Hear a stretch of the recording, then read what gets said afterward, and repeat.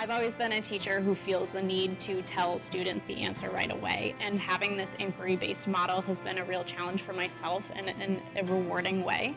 Being able to see students coming up with answers on their own, having that light bulb moment of, oh, I get it, I understand why this just happened. Students are able to find the answers without me explicitly having to tell them. There's definitely some guidance in place to help them make sure that they are finding those answers. This has made my teaching more engaging. I love this curriculum so much. It makes me giddy. I've always loved teaching. I've been teaching for, I don't know, close to 30 years. I've lost count. I'm learning along with them, and I know history, but this is exciting because it's different. When we thought about the design principles of culturally relevant pedagogy, fostering historical empathy, civics and current world relevance, and historical inquiry and investigation, we quickly recognized that those are philosophically the same guiding tenets that we see for social studies instruction in the district.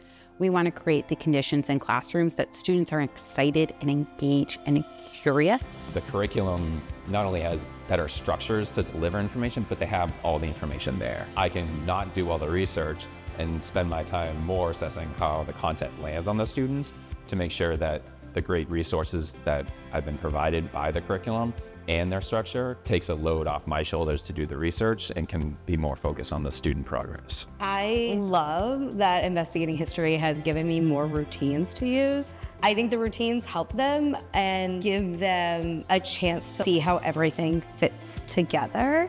In terms of teacher agency, investigating history really provides rich framework for teachers to draw from as they are building their curricular approach in the classroom.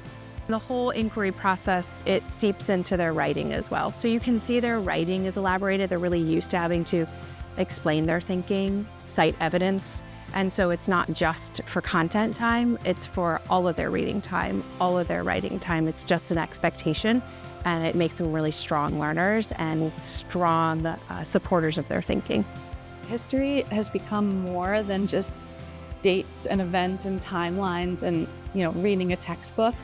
We have our most thoughtful discussions as a class during history. So my first few years of teaching, I taught history in a more traditional way where we had a textbook and videos. Now it's completely evolved where I really try to think about the perspectives of the people involved instead of the event itself. I think thinking of the people is more impactful than just the dates and events, and so it's changed the way I think about the things I've taught. It's challenged me at first. Sometimes I was nervous to teach some of these topics about hard history. It started to make me feel more comfortable talking about these things, even outside of social studies, and made me feel more connected with my students as well. For China, we did this thing called the Silk Route, and it was really interactive because we got to role play into different characters, and it was really fun.